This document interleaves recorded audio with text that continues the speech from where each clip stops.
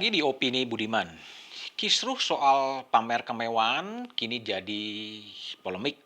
Presiden Jokowi dalam rapat kabinet terbatas pada hari Kamis mengingatkan menteri-menterinya untuk mengingatkan bawahannya agar tidak mengumbar kemewahan di media sosial. Saya coba kutip, sekali lagi saya ingin tekankan, jangan supaya ditekankan kepada kita dan kepada bawahan, jangan pamer kekuasaan, jangan pamer kekayaan, apalagi sampai dipajang di IG, di media sosial. Itu kalau aparat birokrasi sangat-sangat tidak pantas. Itu yang dikatakan oleh Presiden Jokowi pada hari Kamis. Pamer kemewahan sebetulnya isu lama dari Republik ini. Pada tahun 1980-an, isu itu berulang kali diangkat oleh Presiden Soeharto dan para menterinya agar hidup sederhana. Tapi nampaknya sejarah sedang berulang. Kini yang jadi sorotan adalah perilaku dari pegawai Dirjen Pajak Rafael Alun Trisambodo. Alun dilaporkan punya kekayaan yang fantastis 56 miliar. Dia disoroti oleh publik, disoroti oleh warganet karena jumlah kekayaannya tidak sesuai dengan profil pendapatannya sebagai pegawai di pajak. Polemik seperti itu sungguh-sungguh menjengkelkan, sungguh-sungguh menyebalkan. Bangsa ini baru saja reda dalam kasus Sambo, kini muncul kasus yang mirip-mirip. Bahkan secara sinikal muncul kasus Verdi Sambo under 20. Yang plotnya sama, ceritanya sama. Kisah Alun adalah kisah ikutan karena perilaku dari anaknya, Mario Dani Satrio, yang menganiaya David hingga koma. Ada juga peran gadis remaja di bawah umur.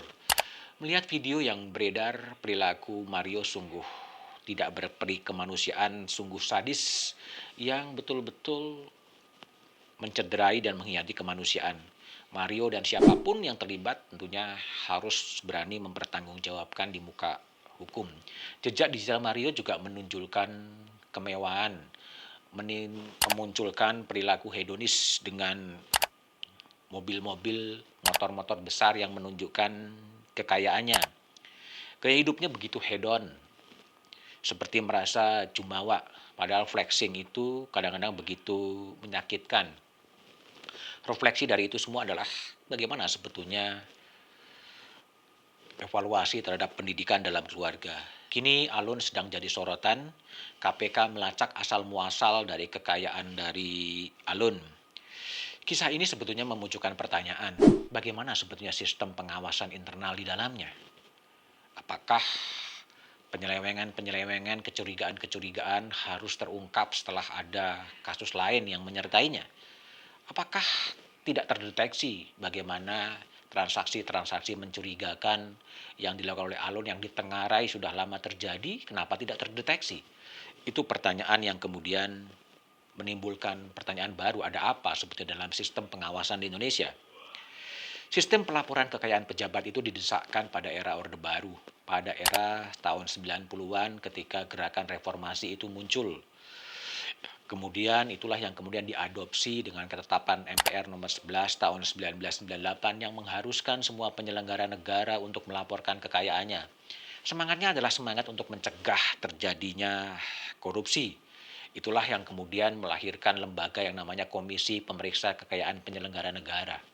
Setiap penyelenggara negara harus lapor sebelum dan sesudah menjabat. Tapi kenyataannya cerita-cerita soal Alun juga pernah terjadi pada era tahun 2022 ketika KPKPN kemudian menemui dan menemukan ada kekayaan-kekayaan mencurigakan dari Jaksa Agung pada waktu itu M.A. Rahman. Ada deposito yang tidak dilaporkan, ada rumah yang tidak dilaporkan. Bahkan pada waktu itu M.A. Rahman sempat ingin dilaporkan oleh KPKPN ke kepolisian.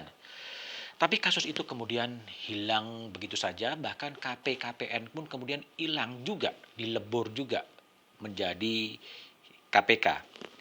Apakah kasus Alun akan menyerupai kasus yang sama pada waktu itu? Sebaiknya kita tunggu saja. Masalahnya adalah aturan soal pelaporan kekayaan pejabat itu adalah aturan yang banci. Tidak ada sanksi, tidak ada hukuman kalau pejabat-pejabat itu kemudian tidak melaporkan kekayaannya. Begitu juga ketika yang dilaporkan adalah tidak semestinya, tidak ada sanksi.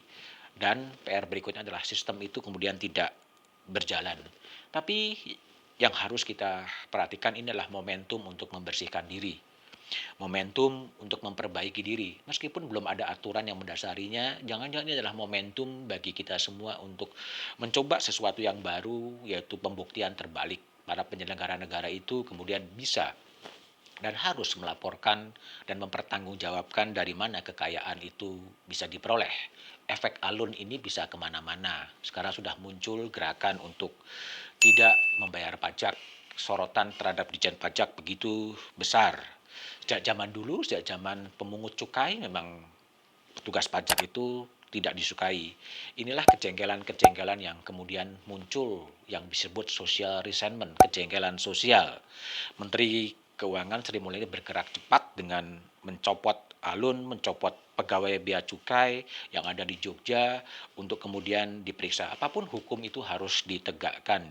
Jika ada pelanggaran hukum terhadap alun dan pejabat-pejabat lain, tentunya juga harus kemudian dituntutkan.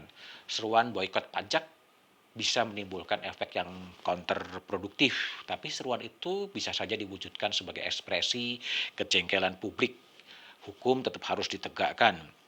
Tapi seruan jangan pamer harta sebetulnya tidak cukup lengkap. Yang justru perlu dilakukan adalah seruan agar tidak korupsi, tidak mencuri uang negara, tidak mencuri uang rakyat karena siapapun akan berhadapan dengan hukum. Saya teringat dalam artikelnya Mas Butet Kartarajasa, dalam artikelnya di Kompas, ojo nguntal negoro. Jangan memakan negara itu sendiri.